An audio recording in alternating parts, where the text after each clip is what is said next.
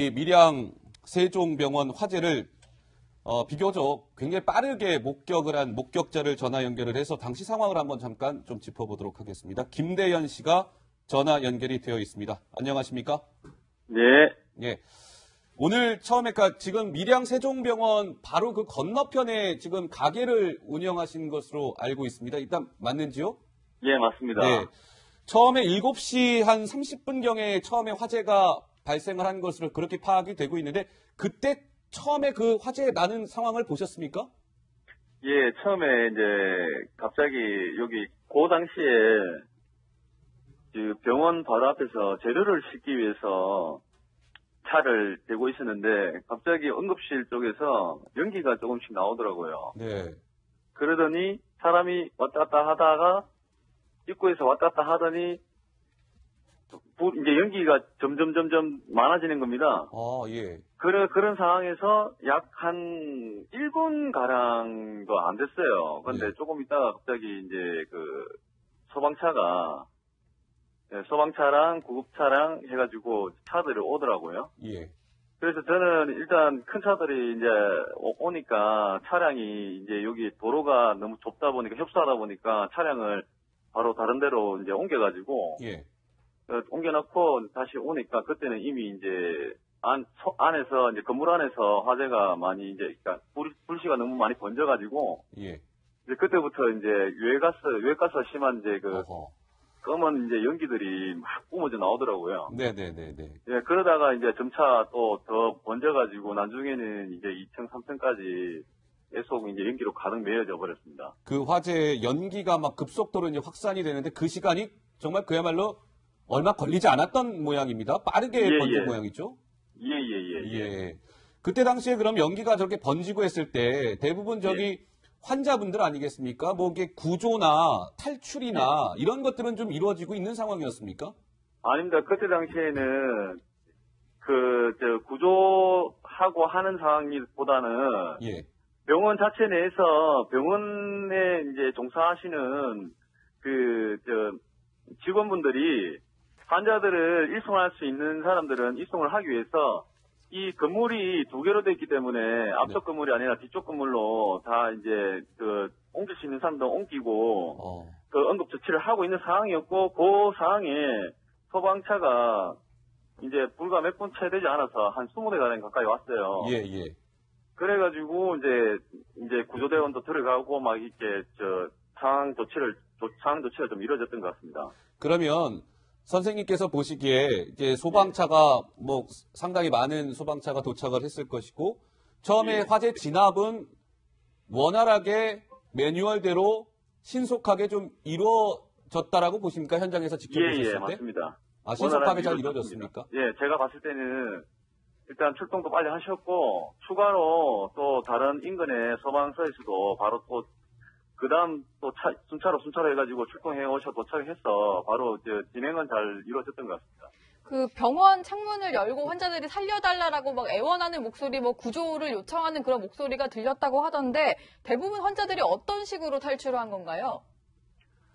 지금 건물에 이제 옆에 이제 바로 또 다른 건물이 붙어 있다 보니까 소방대 구조대원들이 다른 건물로 올라가가지고 사다리로 이제 우리 병원 건물 쪽으로 사다리로 해서 구조를 일부 하고 또 일부 환자들은 옥상으로 올라가 있는 환자들이 이제 확인이 돼가지고 바로 헬기 요청을 했더라고요. 그래서 헬기가 바로 와가지고 일부는 또 옥상에 이제 환자들을 구조를 하고 또 일부 환자들은 나머지는 전부 다 뒤쪽으로 다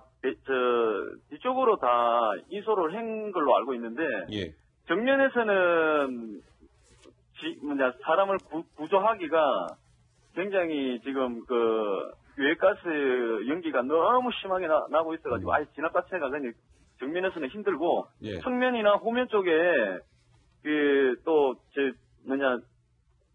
사람들이 입출구가 있어가지고 다른 쪽으로 다 이렇게 구조를 한 걸로 알고 있습니다. 그러면 김 선생님이 보시기에 이번 이 화재 사고로 지금 37명이 목숨을 잃지 않았습니까? 부상자 수도 지금 꽤 많이 발생을 했고요. 옆에서 보시기에 왜 이번 이 화재 사고가 이렇게 대형 화재 사고로 번졌다라고 보십니까?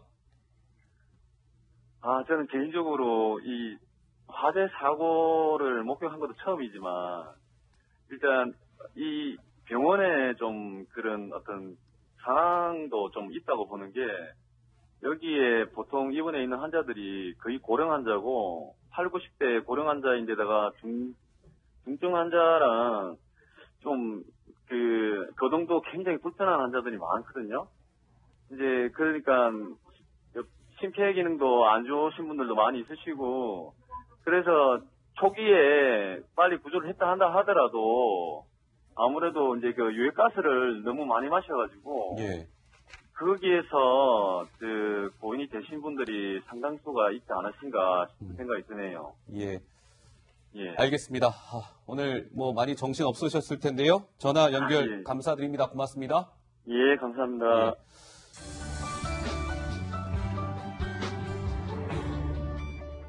밀양 화재 사고 그런 뉴스가 전해졌고요. 많은 이들의 마음을 아프게 하고 있는데요. 자, 경남 밀양의 병원에서 대형 화재 참사가 발생을 했죠. 지금까지 37명이 숨졌고 부상자만 조금 전에 들어온 뉴스를 보니까요. 125명이 부상을 입은 것으로 현재까지 집계가 되고 있습니다. 현장에 취재 기자가 나가 있습니다. 정용진 기자. 네, 사고 현장에 현장 나와 있습니다. 네, 고생이 많습니다. 사고 현장 상황 지금 어떻습니까? 네, 지금 현재 불은 모두 꺼진 상태입니다. 하지만 건물에는 시커멓게 타는 흔적이 그대로 남아 있는데요. 불은 오늘 오전 아침 7시 30분에 시작됐습니다. 소방대원 300여 명을 동원해 3시간 만에 진화를 완료했는데요. 현재까지 소방 당국에 따르면 현재까지 37명이 사망했고 100명이 넘게 부상을 당했습니다. 그런데 이제 사망자 수가 37명이다. 사망자가 굉장히 많이 발생을 했습니다. 그 이유가 지금 현장에서는 어떻게 파악이 되고 있습니까? 네, 병원에는 스프링클러가 없어서 화재 진화 초기에 에러가 많았습니다. 사망자는 1층 응급실과 2층, 5층에서 발견된데요. 화상으로 인한 사망자는 없었습니다. 대부분 고령이거나 거동이 불편한 환자인데요. 대피하는 과정에서 유독가스를 흡입한 것으로 추정됩니다. 사망자 가운데는 이 병원 의사와 간호사도 포함되어 있습니다. 네, 그렇군요. 자, 무엇보다 왜 그렇게 큰 불이 났을까? 이 부분이 궁금한 거 아니겠습니까? 화재 원인 밝혀졌습니까? 불은 1층 응급실에서 시작된 것으로 확인됐습니다. 하지만 1층 천장에서 시작됐는지 아니면 난방기구에서 전기적 합선으로 시작됐는지 정확하게 밝혀지지 않았습니다. 현재 소방당국과 국가수는 정확한 화재 원인을 밝히기 위해 현장 검조를 실시하고 있습니다. 지금까지 화재 현장에서 전해드렸습니다.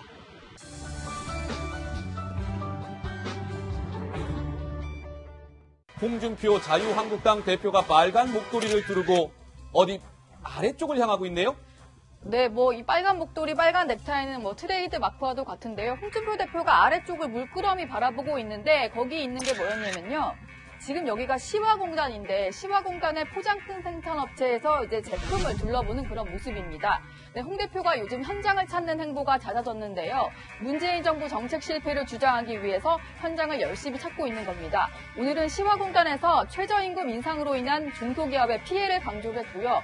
그리고 이틀 전에는 가상화폐 관련 업체도 찾았는데 그 목소리 들어보시겠습니다. 채굴한다는 게 뭡니까? 어제 TV를 보다가 무허가로 채굴기를 버려와서 공사장에 압류가 됐다. 네, 홍 대표가 가상화폐의 어떤 원리를 잘 몰랐는 모양인데요. 무식해 보여도 이해해달라면서 여러 가지 질문을 쏟아냈습니다. 그리고 저 간담회 이후에는 어김없이 정부의 가상화폐 정책 기조에 대한 비판을 쏟아냈습니다. 네, 다음은요. 제복을 입고 도열한 이제 군 부대원들 앞에서 누군가 이렇게 손을 씻고 있는데 그러네요. 예, 자세히 보시면요. 마음을 깨끗하게 하는 물이다. 새심수로 손을 씻고 있는데요. 바로 이석구 기무 사령관입니다. 영하 15도의 한파에 왜 굳이 찬물에 손을 담근 걸까요? 영상으로 확인해 보시죠. 과거의 좌우를 앞에 표상으로 삼아 낡은 관행과 적폐를 청산하고 엄정한 정치적 중립을 준수하겠습니다. 네, 저 물은 서울 청계산에서 직접 떠온 물이라고 하는데요. 과거를 반상하겠다면서 진행된 행사지만 이런 행사가 오히려 정치적인 성향을 보여준다는 지적이 나옵니다. 기무사는 최근에 일부 언론이 청와대와 국방부를 비판하는 보도를 하자 군을 상대로 출처 조사를 벌이다가 기자단의 항의로 중단하기도 했습니다. 네, 다음은 공연을 앞두고 있는 야외 무대에 설치된 피아노인데요. 지금 보시기에는 일반 피아노와 좀 다 비슷해 보이지만 다른 점이 한 가지가 있습니다. 네, 바로 이 현인데요.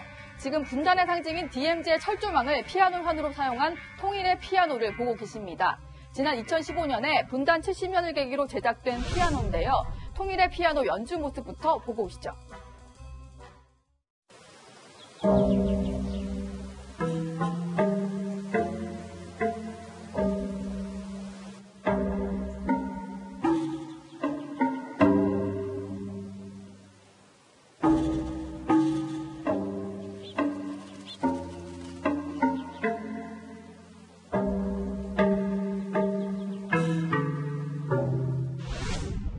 네, 평양이 고향인 실향민 이대용 씨의 연주 모습이었는데요. 오늘은 강원도 최북단 고성에서 이 통일의 피아노가 연주됐습니다. 평창 동계올림픽 성화봉송 행사의 하나로 특별히 마련된 공연이었다고 합니다. 지금까지 순간 포착이었습니다.